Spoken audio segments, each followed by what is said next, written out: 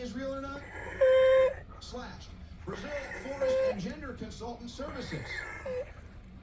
Forest and Gender Consultant Services. I don't even want to know what that person does or why they're home.